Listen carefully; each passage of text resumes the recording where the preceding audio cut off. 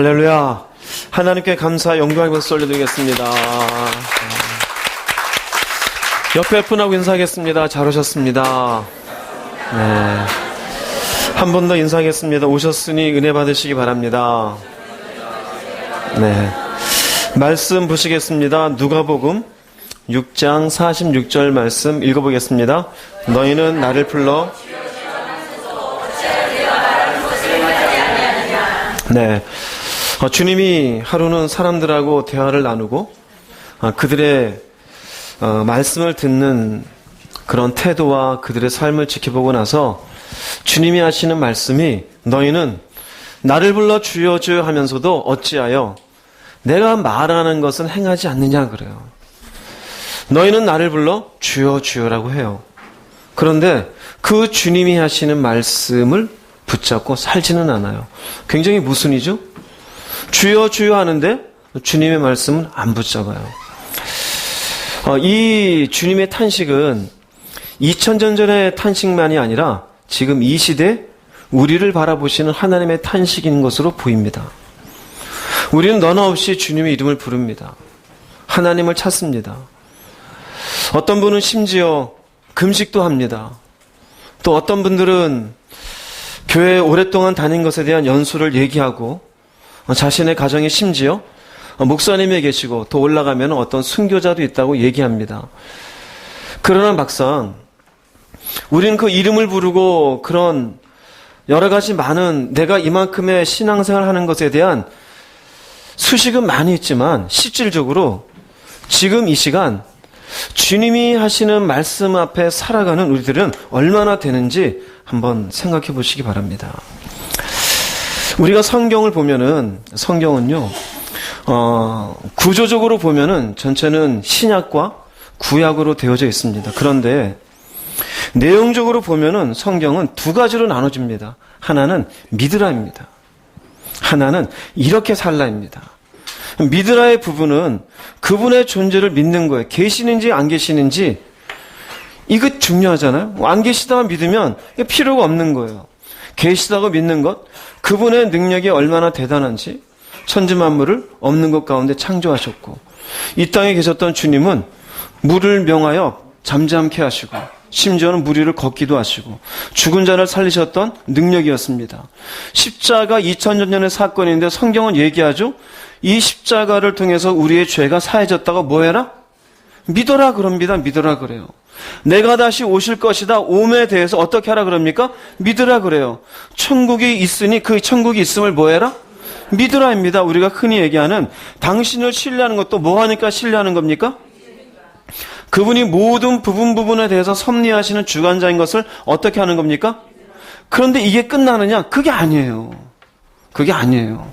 나머지 부분은 뭐냐면요. 믿느냐? 그러면 이렇게 살라입니다. 이렇게 살아라. 이렇게 살라가 뭐냐면 대표적인 것이 십계명이에요. 십계명은 너희가 나의 존재를 믿고 너희가 나와 언약을 맺은 백성이 되었느냐? 그럼 다른 신 섬기고 살지 말아라.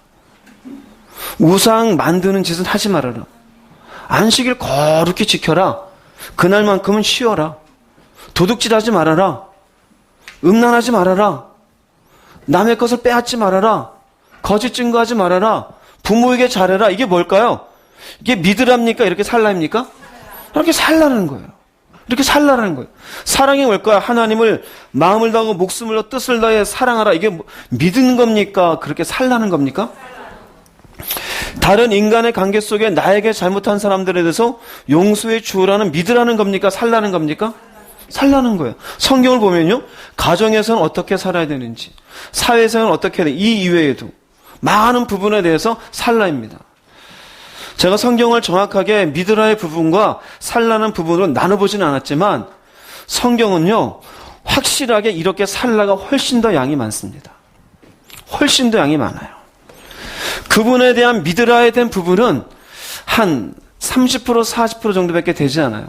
제가 혹시라도 누가 따질까봐 따져서 뭐라 그럴까봐 많이 잡은 30%예요. 거의 50% 이상 60%는 이렇게 살라입니다. 구약으로 보자면 레위기서는 전부 뭔지 아십니까? 이렇게 살라입니다.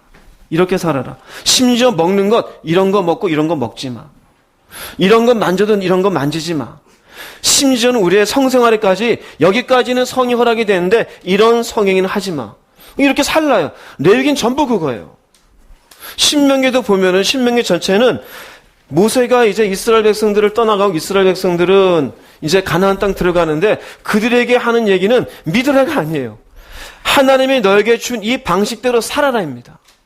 이에 대해서 무슨 말인지 살아라요. 이것이 모세의 오경 가운데 창출, 레민신 이 모든 것의 거의 60% 이상이 사실은 너희는 나와 언약을 맺은 백성이니 이렇게 살라입니다.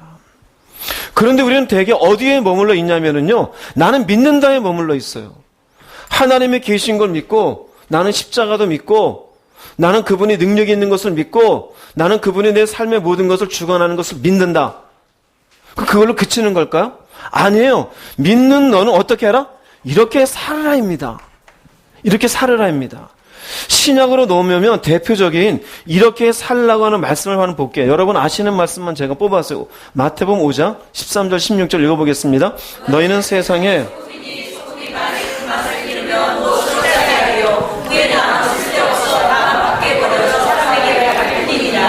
이같이 너희 빛이 사람 앞에 비치게 하여 대표적으로 소금이 있고 여기 빛이 있어요. 여기 너희는요. 이 너희는 믿는 사람이에요. 너희는 세상의 소금이고 너희는 세상의 빛이래요. 그 소금에 대해서 맛을 잃으면 돼요, 안 돼요? 이게 무슨 의미일까요? 맛이 나는 인생을 뭐 하라는 겁니까? 살아라는 거예요. 여기도 보면은요. 너희 빛이 사람 앞에 비치게 하여 그들은 너희 무엇을 보고? 이 행실이 뭘까요? 착한 행실이 그렇게 사는 모습을 보고요. 여기 있는 너희가 하나님의 존재를 믿고 하나님의 능력을 믿고 죽은 자라도 살리시고 십자가의 나루에 죽으셔서 내 죄를 사하셨고 그분이 섭리하시고 그분은 나를 사랑하시고 이걸 믿나이다. 그런데 어쩌냐 이거예요. 그 다음에 어쩌자는 거예요. 성경은 뭘 얘기하느냐? 그런 너희는 맛을 잃으면 안 된다. 그런 너희는 착한 행실을 다른 사람들이 보게 하여 아버지께 영광이 돌려지게 해야 된다는 거예요. 그럼 이 말씀은 여러분 아시다시피 마태복음 5장은 산상수훈에 처음 시작하는 부분이에요. 심령이 가난한 자부터 사람들을 모아놓고 처음으로 하시는 설교의 내용이 너희는 이렇게 살으라가 중요한 뼈대가 되는 것이에요. 그 밑에 부분 볼게요. 데살로니가 전서 5장 16, 18절 읽어보겠습니다. 항상 기뻐하라 범사에 감사하라 이게 믿으라 부분일까요? 이렇게 살라라는 부분일까요? 그럼 이렇게 사는 게 하나님의 무엇입니까? 자, 여러분들이 조금 좀 정신이 조금 차려질 수 있을 겁니다. 내가 그동안 어디에 머물러 있었던가? 많은 사람들이 나는 믿으니까 된대요. 근데 성경은 믿는 것으로 끝나지가 않고 이 성경은 너가 그 믿음 가지고 내가 언약을 맺은 백성에게 요구하는 삶, 예수의 십자가로 이제 나의 자녀가 된 사람에게 요구하는 이렇게 살라는 삶에 대해서 너는 어떻게 사느냐 부분을 우린 진지하게 받아들일 수 있어야 됩니다. 그런데 우리는 너무나 가볍게 생각해요. 뭐만 생각하느냐? 나 십자가 믿는데요. 그게 끝이 아니에요. 그러면 나는 그냥 믿음의 수준에만 머물러 있고 소금 맛이 없어도 되고 빛이 나지 않아도 되고 나는 늘 근심하고 기도는 안 하고 감사는커녕 불평만 가득하면 그리고 입으로는 얘기합니다. 나는 하나님을 믿습니다. 심지어 나는 능력도 경험했습니다. 병자도 고쳐봤습니다. 귀신도 쫓아봤습니다. 삶은 어디 있냐고요. 그럼 그 사람이 괜찮으냐? 성경은 그 사람 괜찮다고 한마디도 얘기하지 않습니다. 그러니까 우리가 성경에 대해서 이해를 제대로 하지 못하고 있어요. 마태복음 7장 21절 한번 읽어보겠습니다.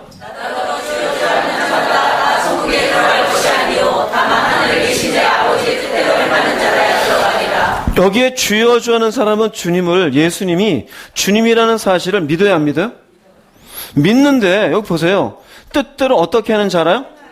이게 뭘까요? 산 사람이에요. 믿음을 가지고 산 사람이에요.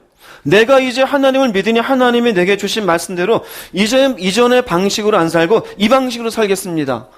이 사람이 하늘나라에 들어간 줄로 믿으시기 바랍니다. 할렐루야. 그러니까 작은 내용이 아니에요. 나도 믿으니까 됐어. 이게 끝나는 게 아니에요. 간혹 가다가 전도를 하고 교회 안 다니는 분들 보면은 자기도 하나님 믿는데요. 어떤 분은 교회도 나오지 않으면서 내 마음속에 하나님을 지어본 적이 없대요. 무슨 소리 하는지 모르겠어요. 그러면서 싸우고, 그러면서 도둑질하고, 거짓말하고, 그럼 그 사람은 주여 주여 하는지 모르지만 하늘나라에 들어간다 못 들어간다? 들어가지 못해요. 디도서 1장 16절 읽어보겠습니다.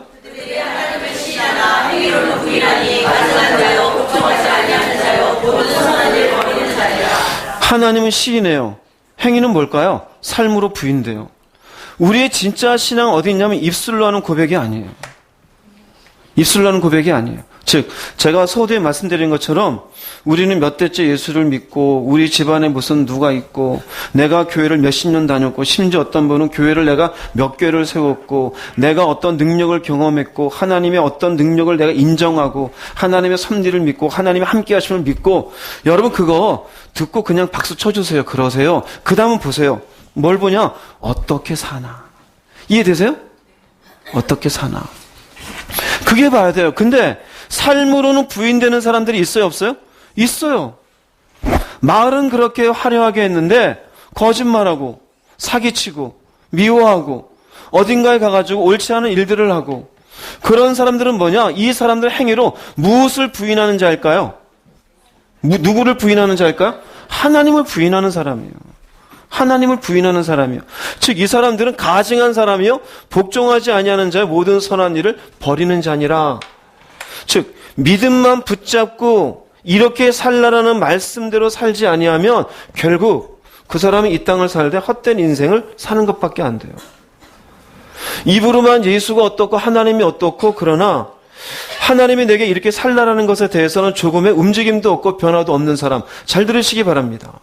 가벼운 문제가 아니에요. 그러니 주님이 얘기하는 거예요. 너희는 나를 불러 주여 주여 하면서도 어떻게 너희들은 나를 주여 하면 내가 하는 말대로 살지를 않냐.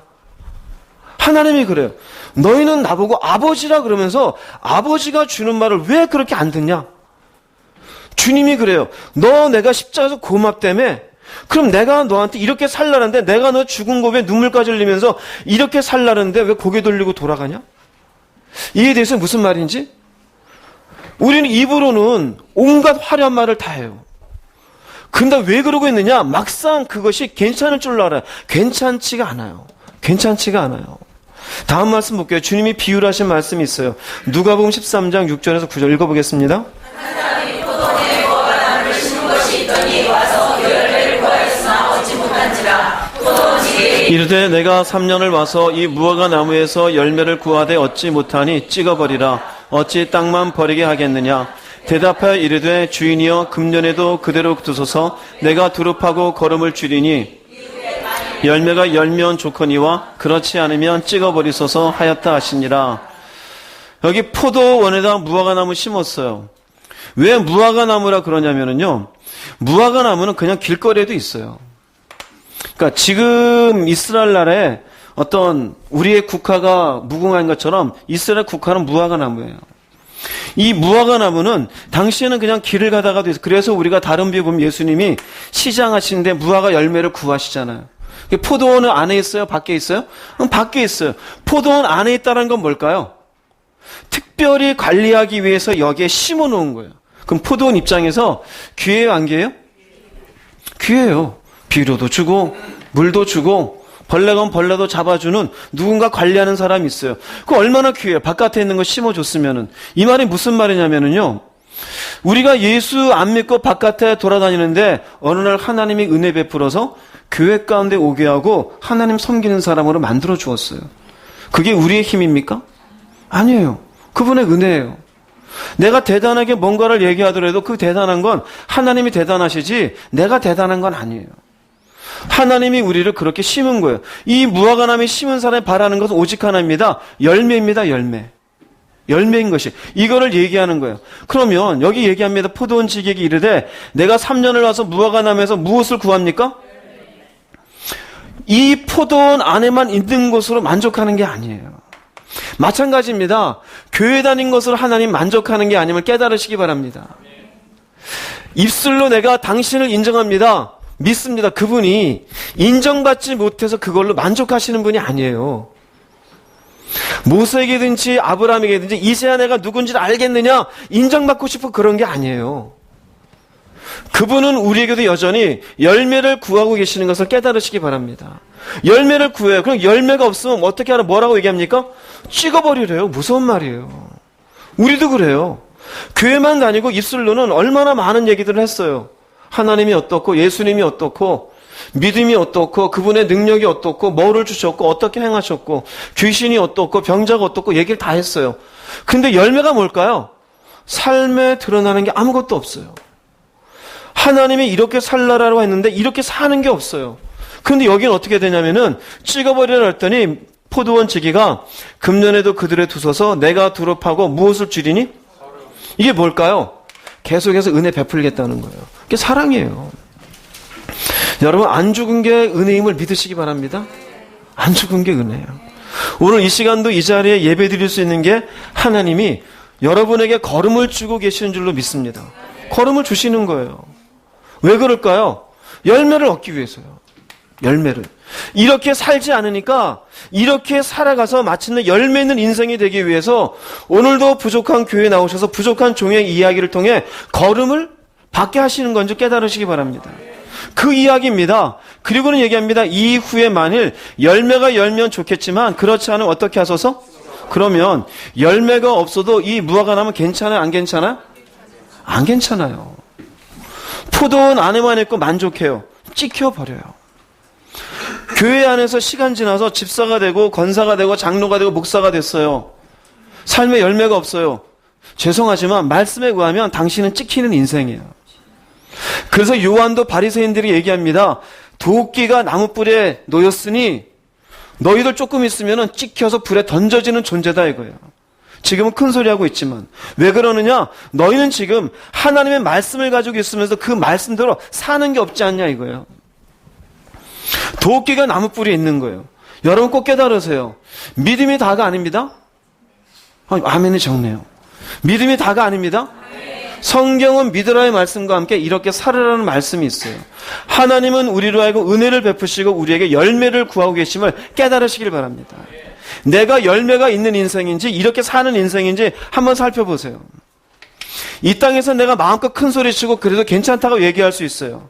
그러나 성경을 놓고 정직하게 찾아보세요. 전 아무리 찾아봐도 하나님의 존재를 인정하고 그분의 능력을 인정하고 저도 수많은 기적을 경험했어요. 하나님의 은사, 제가 말을 하면 여러분들이 눈이 동그릴 정도로 많은 은사를 경험했어요.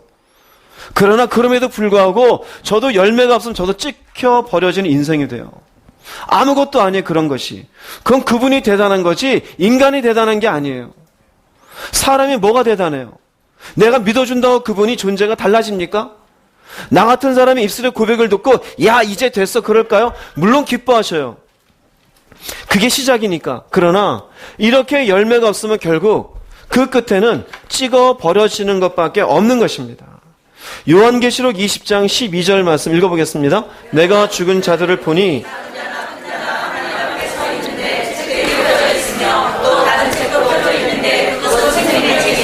죽은 자들은 자기들의 행위에 따라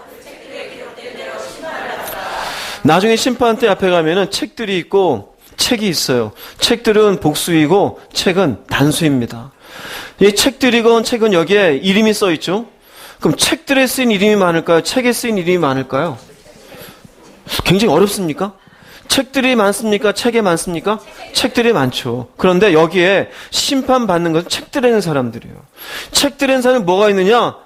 자기들의 무엇에 따라요? 이게 뭘까요? 믿음에 따라가 아니잖아요. 어떻게 살았느냐에 따라요. 여기 있는 사람들은 뭘까요? 생명책에 있는 사람들은요. 그들은 이렇게 살라는 대로 산 사람들이에요. 여기 있는 사람들은 내가 믿으면 됐지. 뭘 그렇게 살아? 흔히 하는 얘기대로 말씀대로 어떻게 살아? 에이 목사님이나 그렇게 살지. 에이 보통 사람이 어떻게 그렇게 살아? 글쎄요. 처음부터 끝까지 말씀 읽어보세요. 제사장만 그렇게 살라고 얘기했는지 레위지파만 그렇게 살라 그랬는지 그렇지 않아요. 그냥 인간끼리 만들어 놓은 여러분의 변명일 뿐이에요. 제 입장에서 드릴 수 있는 얘기는 저도 열심히 갈게요. 여러분들도 책들에 기록되는 인생이 되지 말고 책에 기록되는 인생이 될 수 있기를 바랍니다. 그럼 어떻게 하면 되느냐? 내가 올바른 하나님 앞에 삶을 살아야 되는 거예요. 내가 옳은 삶이 아니에요. 누가 살라라고 하는 삶입니까? 하나님이 살라는 삶을 살아야 돼요. 할렐루야. 2000년 전에도 예수님 말씀을 듣는 그들을 보며 주님도 답답했어요. 어떻게 너희는 나더러 주여 주여 하면서도 내가 한 말은 도대체 그 말대로 살질 않냐. 지금도 똑같아요. 너무나 많은 기독교인들이 주님의 이름 수도 없이 부르면서 내 멋대로 인생을 살아요. 그래도 괜찮거니 그래요. 그러나 성경은 결단코 괜찮다고 얘기해 주질 않아요. 인간끼리는 얘기가 될 수 없어요. 내가 그렇게 살 수밖에 없었던 상황이라든지 내가 그렇게 결정할 수밖에 없었던 어떤 상황, 그런 것에 대해서 인간끼리는 얘기가 될 수 있어요. 그러나 하나님의 말씀 앞에는 그건 핑계에 지나지 않아요. 그것 때문에, 상황 때문에 하나님이 그래 내가 널 이해해 줄게, 너는 예외로 해줄게, 그럴 것 같습니까? 아니요. 그러면 하나님은 공의로우신 하나님이 아니에요. 자, 그러면 성경은 이렇게 우리에게 당신에 대한 믿음의 요구를 하는 말씀도 있고 이렇게 살라라는 말씀도 있는데 왜 우린 도대체 우리 스스로 편한 대로 인생을 살며 믿음만 있는 것에 만족해야 하고 있는 것이냐? 몇 가지 이유가 있습니다. 이번 주와 다음 주 계속해서 그 이야기를 하려고 합니다. 도대체 이렇게 살라라는데 이 말씀대로 살지 않을까? 성경에 의하면은 첫 번째, 여러분 꽤 똑똑한 것 같은데 무지해서 그래요. 무지해서의 의미는 몰라서 그래요. 믿기만 하면 다 간대요. 근데 우리가 오늘 잠깐 봤잖아요. 여러분들이 나중에 집에 가서 믿으라는 말씀과 살라라는 말씀이 뭔지를 살펴보세요. 심지어 호세아서라든지 아모스라든지 예레미야라든지 에스겔이라든지 그 선지자들이 얘기해 거의 90% 이상은요, 그렇게 살지 못한 백성을 향한 책망이에요. 도대체 너희들은 내가 이렇게 살라고 했는데 왜 이대로 살지 않고 왜 너네들 마음대로 살고 앉아있느냐. 이것을 책망하는 내용이 거의 90% 이상이에요. 나중에 한번 찾아가 보세요.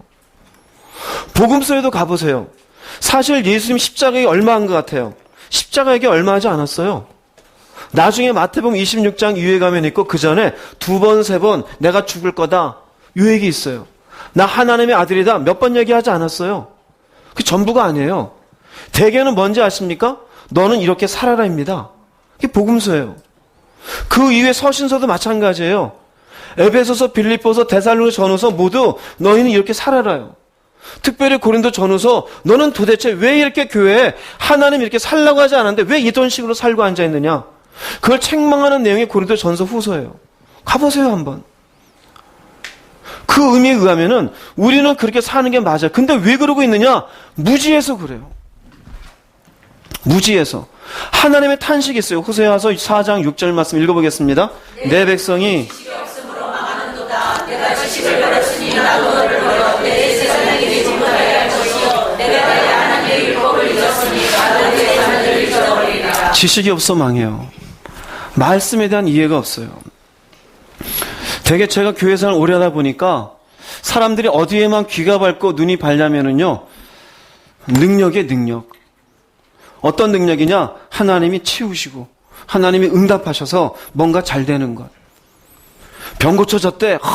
저 사람 은사 있어가지고 막 예언한데, 그러나 말씀을 통해서 나 같은 인간에게 요구하시는 삶의 모습이 뭔지에 대해서는 제대로 말씀을 보면서 그것을 알아가는 사람이 드물어요. 당장 내 인생에 필요한 것들에 대한 하나님을 이용할 생각만 많이 있어요. 근데 인생이 뭐 때문에 망하느냐? 지식이 없어 망해요. 네가 지식을 버렸다는 의미는 뭐냐면은요, 말씀이 있음에도 불구하고 이 말씀 가운데 있는 하나님의 의미들을 깨닫지를 못해요. 무엇을 요구하는지를 몰라요. 이들이 말씀이 없었습니까? 아니요, 있어요. 그런데요, 하나님의 율법을 잊었어요. 나도 너희들 잊어버리리라. 이 말씀 속에 우리에게 어떻게 살게 하는지, 내가 어떤 언어를 써야 되는지, 어떻게 사람들을 대해야 되는지, 돈은 어떻게 하나님 앞에 관리를 해야 되는 것인지, 인간관계는 어떻게 만든 것인지, 세상은 어떻게 해야 되는 것인지, 사는 것은 무엇인지, 내가 죽는 것은 무엇인지, 자녀는 어떻게 키워야 되는 것인지, 내가 직장생활을 어떻게 해야 되는 것인지 성경에 다 나와 있는 줄 믿으시기 바랍니다. 다 나와 있어요. 다 나와 있어요. 그런데 몰라요. 교회 30년 다니고도 애를 하나님 안에서 어떻게 키워야 될지를 몰라요. 그렇게 교회 오래 다니고 능력을 받았다면서 아내에게, 남편에게, 자녀에게 어떻게 돼야 될 줄을 몰라요. 내가 세상을 살면서 세상을 어떻게 해석해야 될 줄을 몰라. 왜 그러느냐? 지식이 없어서 그래, 지식이 없어서. 세상적인 윤리 수준, 도덕 수준, 사람들하고 이야기하면서 얻게 되어진 인간적인 철학의 수준, 세상적인 가치의 수준, 정치적인 어떤 이념, 좌냐, 우냐, 여냐, 야냐, 성경과 관계가 없잖아요. 뭐냐? 지식이 없어요. 하나님에 대한. 무지에서 결국 믿음만 있고 하나님의 말씀대로 살지 않아도 괜찮다고 생각해요. 아니요, 그렇지 않아요. 예레미야 8장 7절 말씀을 읽어보겠습니다. 예레미야 8장 읽어보겠습니다. 공중의 학은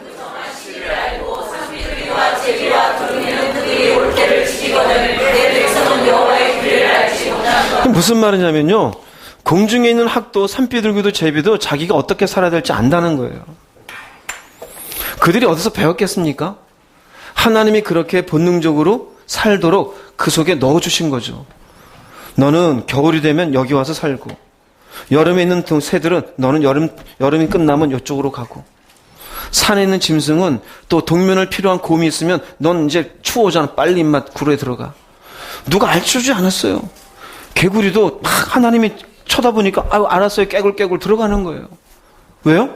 그렇게 사는 걸 자기 스스로 그 속에 들어있으니까. 그게 무슨 말이냐면, 짐승도 하나님 앞에 어떻게 살아야 되는지 아는데 내 백성이 하나님을 모른다 이거예요. 내 백성이. 뭘까요? 무지해서 그래요. 말씀을 몰라요. 아는 거는 그저 능력. 교회 오래 다니다 보니까 듣게 되어진 응답, 기도하는 법, 적당히 내가 이렇게 살면 은혜를 베푸시고, 뭐 그거는 그건 그냥 하나님 해주신 거예요. 중요한 건 실질적인 거예요. 내가 어떻게 사느냐. 내가 이렇게 대하는 게 맞습니까? 내가 이렇게 말하는 게 맞습니까? 내가 지금 이런 물질에 대해서 관심 가진 게 맞습니까? 내가 이 사람과 어울리는 게 맞는 건가요? 이게 전부 어디에 써 있을까요? 성경에 다 써 있어요. 그러니까 우리가 무지해서 하나님의 말씀을 제대로 깨닫지 못하기 때문에 믿습니다 그러고 이렇게 살지 않아도 괜찮다는 생각을 해요. 마태복음 22장 29절 읽어보겠습니다.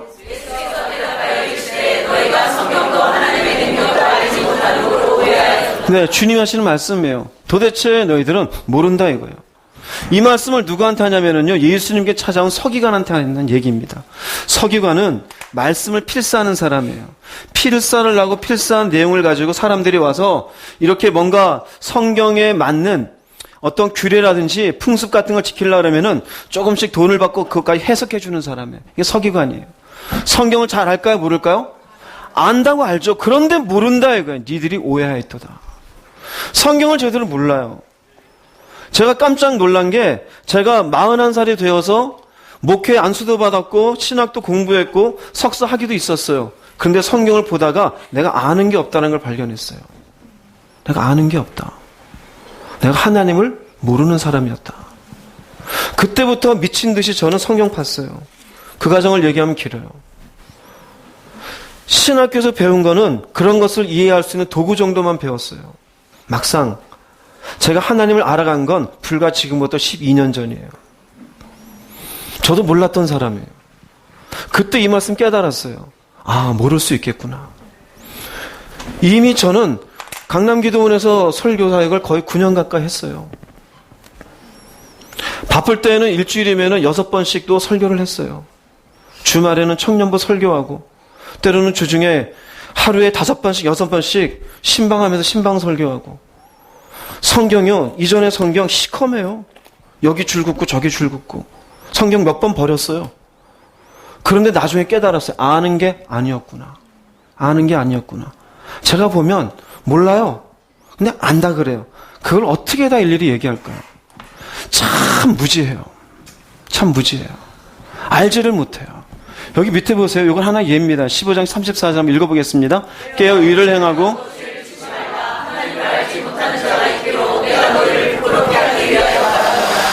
깨어 의를 행하고 죄를 짓지 말라는 것은 믿음의 범주입니까? 이렇게 살라의 범주입니까?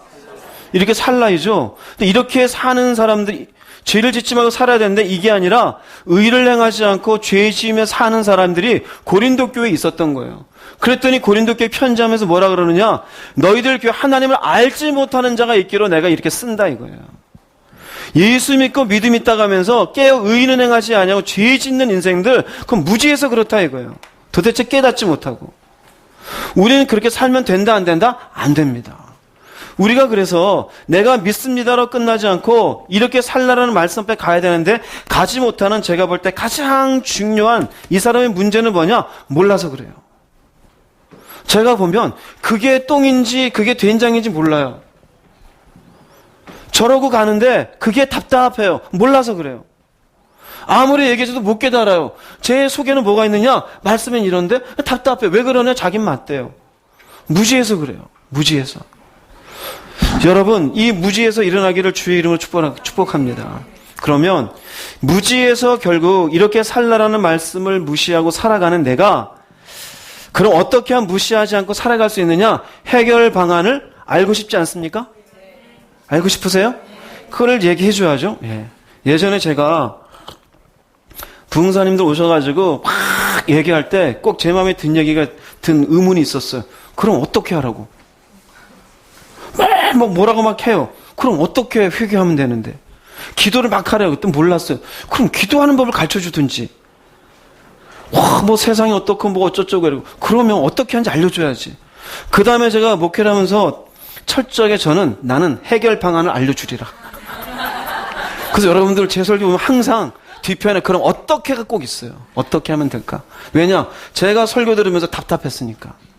여기도 마찬가지예요. 무지한 인생들에게 하나님이 주시는 이걸 해결할 수 있는 방안이 있어요. 그게 뭐냐면은요, 묵상과 가르침을 받으십시오. 묵상이에요. 말씀을 가까이 하는 거예요. 시편 1편 1절에서 2절 읽어보겠습니다. 거기 있는 사람은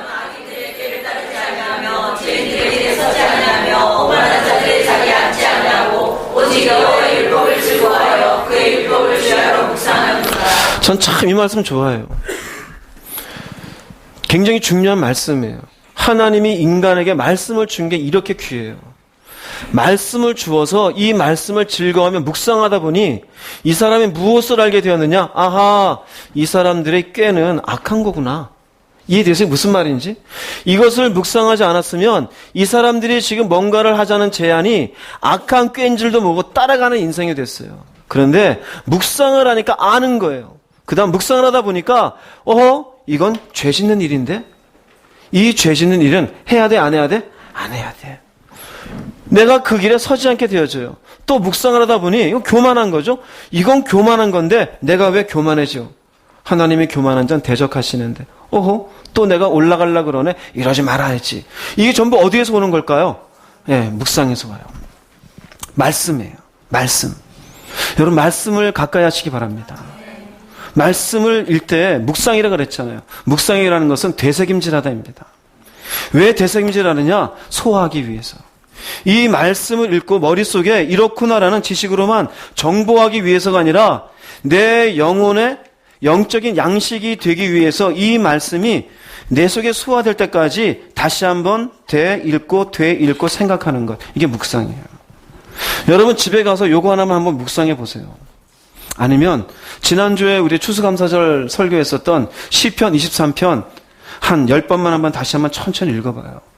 그 설교의 내용을 회상하시면서 여호와는 나의 목자시니 그 목자는 무엇이고 왜 부족함이 없는지 어디로 인도하시는 건지 그 인도함 뭔지 한번 묵상해 보세요. 말씀이 우리에게 지혜를 줍니다. 말씀이 우리에게 어떻게 살아야 되는지에 대한 그 어떻게 답을 제시해 줍니다. 말씀을 보다 보면은 돈에 대해서는 이렇게 해야 되는구나. 말씀을 보다 보면은 자식한테는 이렇게 해야 되는구나. 상관한테는 이렇게 해야 되는구나. 국가 권력은 이렇게 되는 것이구나. 내가 누군가하고 안 좋은 일이 생겼을 땐 이렇게 하는 것이구나. 말씀이 다 있어요, 없어요? 말씀이 다 있어요. 그 말씀을 읽고 묵상하는 가운데 그 묵상을 통해서 내가 알게 되어져 가는 거예요. 알게 되어진 거. 먼저는 아는 게 중요해요. 우리가 제대로 알지도 못하면서 이렇게 하라 그러면 굉장히 마음이 수긍이 되지 않아요. 그러나 기도에 대해서도 기도하라, 기도 소리만 듣고 나면 기도를 도대체 왜 해야 되는지 모르면 기도의 마음이 생기질 않아요. 그러나 왜 해야 되는지를 알게 되어지면은 기도할 마음이 생기게 돼 있어요. 하나님이 누구인지 알다 보면은 하나님에 대해서 내 마음이 신뢰가 생기고 그분의 섭리를 좀 더 단단하게 붙잡게 되었죠. 왜? 아는 것만큼 그분을 신뢰하는 거예요. 그래서 말씀을 내가 읽고 묵상하는 가운데 그 묵상이 우리로 하여금 이렇게 사는 것에 대한 알에 대한 지식을, 깨달음을, 지혜를 허락하는 줄로 믿으시기 바랍니다. 그래서 무지에서 벗어나는 건 결국 말씀을 붙잡고 읽는 것이에요. 그러나 내가 말씀을 붙잡고 읽어도 내가 이 말씀을 통해서 그냥 글로만 보시 이게 어떻게 어디가 연결되어지고 이게 배경이 어떻게 되고 이런 것들이 제대로 이해하는 데는 사실 한계가 있어요, 없어요? 사실 한계가 있어요. 그럴 땐 뭐가 필요하냐? 그래서 가르침이 필요하고 배움이 필요한 거예요. 할렐루야. 가르침이 필요하고 배움이 필요해요. 마태복음의 전체 마지막 28장의 마지막 절이 뭔지 아십니까? 예수님 마지막에 당부하는 게 가르쳐 주라입니다. 28장 20절 읽어보겠습니다.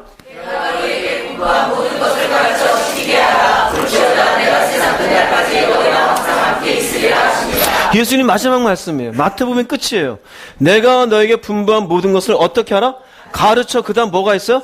지키게 하라 했습니다. 자, 보면은 가르치고 끝내는 게 아니잖아요. 가르치고 그 다음 뭐가 있어요? 그러면 이 사이에 뭐가 있을까요? 가르쳐 지키지 못하는 사이에 안 지켜요. 선생님이 아이들한테 가르쳤어요. 근데 얘가 이해를 못해요. 이해 못할 뿐 아니라 이런 생활 저런 생활을 얘기하는데 그렇게 하지 않아요. 그럼 선생님 할 수 있는 방법이 뭘까요? 몇 번씩 얘기하다 그 다음 뭐가 있어요? 훈계도 있고 타이르는 것도 있고 나중에는 매대는 것도 있겠죠. 마찬가지입니다. 가르치는 사람이 있고 배우는 사람 입장에서 훈계라는 게 있어요, 없어요? 당연히 있어요. 때로는 여러분들이 설교 말씀을 듣다 보면은 훈계받는 듯한 느낌이 들 거예요. 정상이에요. 때로는 그 말씀이 나를 때리는 것 같은 말씀이 들릴 수 있을 거예요. 그거 정상이에요. 어떤 분들은 그래요. 목사님 어디서 내 얘기 들으셨냐고. 전 들은 거 없어요. 어떤 분은 우리 교회 나간 분 중에 맨날 내 얘기해서 기분 나빠서 안 다닌 분 나간 적 있어요. 내가 왜 뭐하러 그분을 맨날 얘기하고 앉아 있어요? 말씀이 그분을 오히려 가르치고 있다라면 아멘으로 화답하는 게 그 사람에겐 복이 되는 줄 믿으시기 바랍니다. 아멘으로 화답하는 거예요. 왜? 가르쳐 지켜서 살게 하기 위해서인 거예요. 단지 믿으러가 합니다. 내가 너희는 분부한 모든 것 속에 믿으라도 있고 이렇게 살라가 있는 거예요. 이것을 지키게 하라입니다. 지키지 않을 때에는 훈계도 있고 책망도 있는 거예요. 지난주에도 말씀드렸잖아요. 목자가 양을 인도할 때 막대기 갖고 지팡이가 있어요. 보호의 의미도 있지만 뭐가 있습니까? 훈계의 의미도 있는 거예요. 딴 길로 가면 옆구리를 때리기도 하는 거예요. 목을 잡고서 끌어오기도 하는 거예요. 왜요? 올바른 길로 가게 하기 위해서요. 여기도 마찬가지예요. 그냥 던지는 걸로 끝나는 게 아닙니다. 가르쳐 지키게 하라입니다. 이게 주님의 말씀이에요. 골로새서 1장 28절 읽어보겠습니다. 우리가 그를 전파하여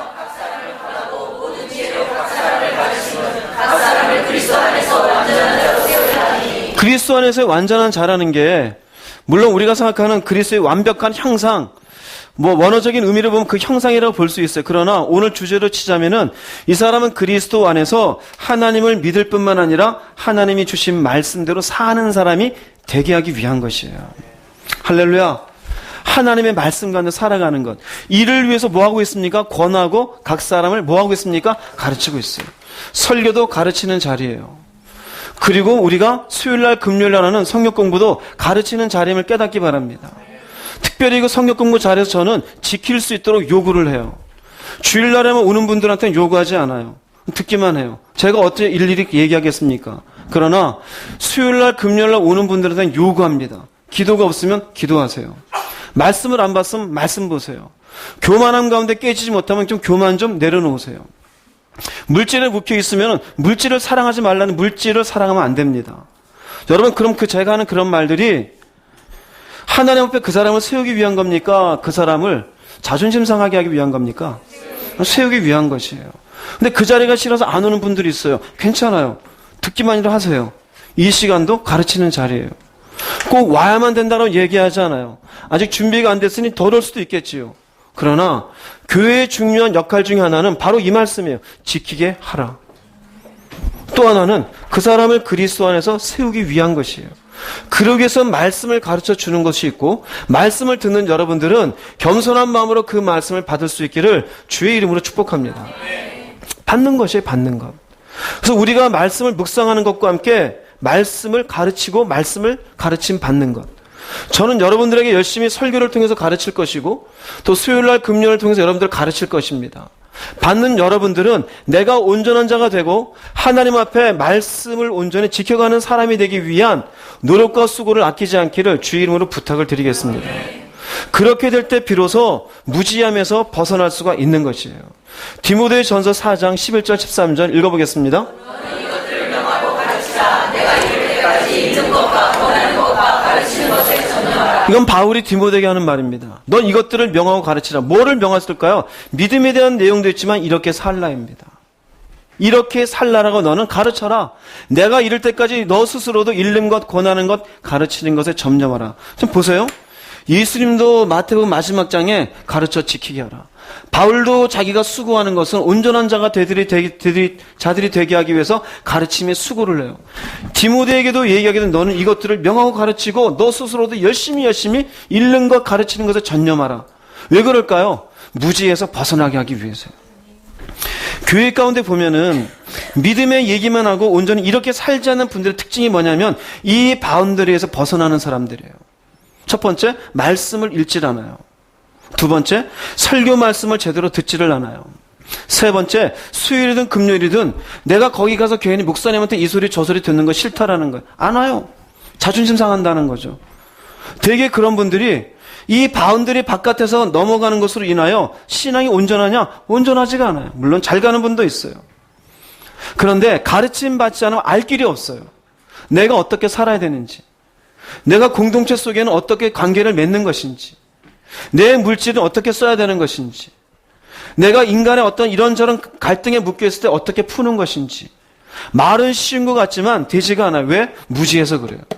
하나님 하시는 말씀이에요. 내 백성이 지식이 없으므로 망하는도다. 인간은 참 그래요.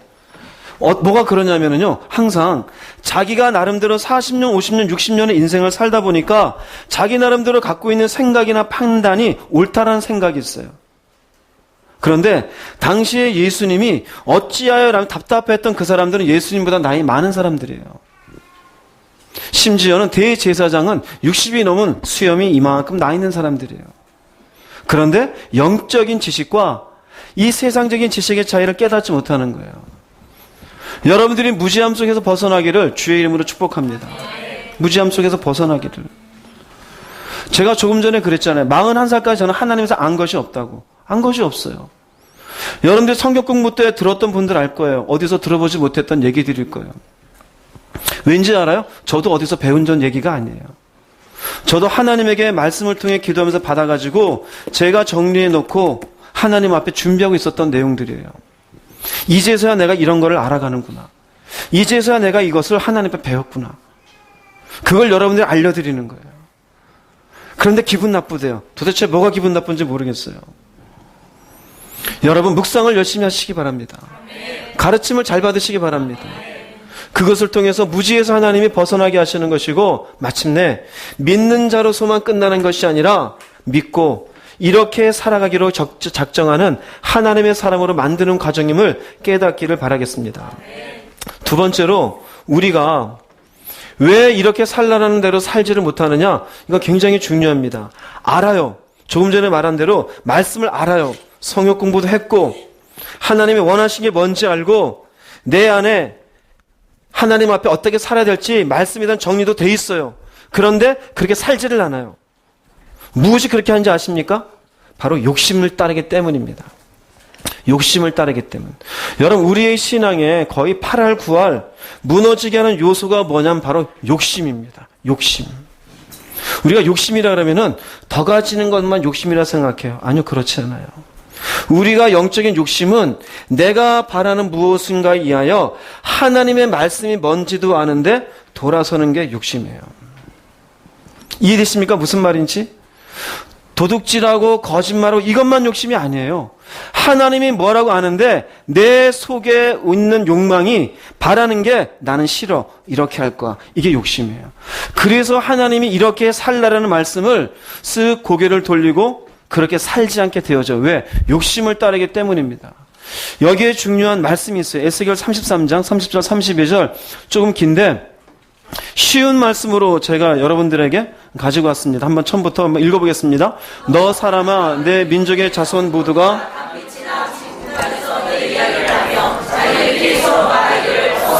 주님께서 그에게 무슨 말씀을 하셨는지 드러나 보자 하면서 마치 호기심 많은 사람들이 무슨 구경거리를 보러 오듯이 너에게 올 것이다. 그러나 그들은 네가 하는 말을 듣기만 할 뿐 그 말에 복종하지는 않을 것이다. 그들이 입으로는 달갑게 여기면서도 마음으로는 자기들의 욕심을 따르기 때문이다. 그들은 너를 악기를 잘 들고 듣기 좋은 목소리로 사랑의 노래나 부르는 가수쯤으로 생각한다. 그래서 그들은 네가 하는 말을 듣기만 할 뿐 그 말에 복종하지는 않는다. 하나님 에스겔을 선지자로 세웁니다. 에스겔이 사람들에게 말씀을 선포합니다. 근데 당시에 이스라엘 백성들은 바벨론의 포로로 끌려가 있는 신세예요. 즉 하나님의 심판을 받아 진노에 의해서 나라를 잃어버리고 노예 생활을 하고 있고 그들을 위로하고 그들을 다시 한번 정신 차리기 위한 하나님의 사랑의 모습으로 에스겔을 세워준 거예요. 에스겔이 하나님의 말씀을 선포하죠. 그럼 그들이 그런 에스겔이 전하는 이야기를 듣고 그렇게 가면 좋잖아요. 그런데 아니라는 얘기예요. 아니라는 얘기예요. 뭐냐면 하는 얘기가 30절 말씀 뭐냐면은 야 가보자. 주님께서 그에게 무슨 말씀하셨는지 보자. 마치 호기심 많은 사람들이 구경거리를 보듯이 너에게 올 것이다. 그러나 그들은 네가 하는 말을 듣기만 할 뿐 그들에게 복종은 하지 않을 것이다. 교회 오면서 그래요. 저 그런 얘기 많이 들었어요. 목사님 설교 같은 거 안 들어봐. 어디서 안 들어봤습니다. 제 마음은 그래요. 안 들었으니까 열심히 잘 들으세요. 그런데 문제는 뭐냐? 여기에 호기심 많들이 구경 오듯이 와요. 제가 뭐 대단합니까? 저 얼굴 보러 오지 마세요. 말씀 들으러 오세요. 저도 물론 인격이 부족하고 저도 생각이 부족한 사람이에요. 그러나 저를 통해서 선포되는 말씀이 하나님 말씀 맞으면은 들으십시오. 그 다음 뭐하냐? 복종하세요. 이 당시 사람들이 그랬어요. 복종하지 않을 거다. 그런데 듣기는 달갑게 여기는데 마음으로는 어떻게 합니까? 자기 욕심을 따라요. 32절은 뭐냐? 그냥 말 잘하는 사람으로 생각한다 이거예요. 저도 여러분들에게 말 잘하는 사람으로 보여질까 두렵습니다. 어떤 분은 그래요. 사실은 제가 누군가 사람들 앞에 서가지고 설교하는 게 자신 있는 사람이 아니에요. 사람들 앞에 이런저런 거를 주장하는 그런 성품이 아니에요. 어디 갔습니까? 네. 집중하세요, 우리 한 집사님. 어디 갔어? 예. 하나님 시키실 분이에요. 그런데 저도 여러분들 보시기에 단점이 있을 겁니다. 그러나 그런 단점을 보지 마시고 제가 여러분들이 하는 말씀을 듣고 욕심을 따르지 않기를 바랍니다. 욕심을 따르지 마세요. 무슨 욕심일까요? 이 말을 듣고 내가 하고 싶은 대로 하는 욕심이에요. 디자이어스예요. 인간의 가치일 수도 있겠죠. 자기가 좋아하는 것, 자기가 원하는 것. 성경에 있는 거로 치면은 뭐 육체의 정욕, 안목의 정욕, 이생의 자랑거리일 수 있겠죠. 어떤 사람은 자기 자아에 대한 욕심이 있으면 난 싫어. 저런 사람 내가 어떻게 용서해? 난 싫어. 용서를 알면서도 용서하기 싫어. 네 돈을 써서 저 사람 도와줘. 내 돈을 왜 써? 돈 아까운데. 써서 도와줄 걸 마음에 감동 줬음에도 불구하고 싫어. 나는 싫어. 하나님이 인도하시면 안 돼. 싫어. 이게 자아에 대한 욕심이에요. 자아에 대한 욕심. 자기의 고집. 내 생각은 이래. 이렇게 사는 게 맞아. 이게 옳은 거야. 말씀과는 관계없어. 그게 뭘까요? 그게 전부 다 욕심이에요.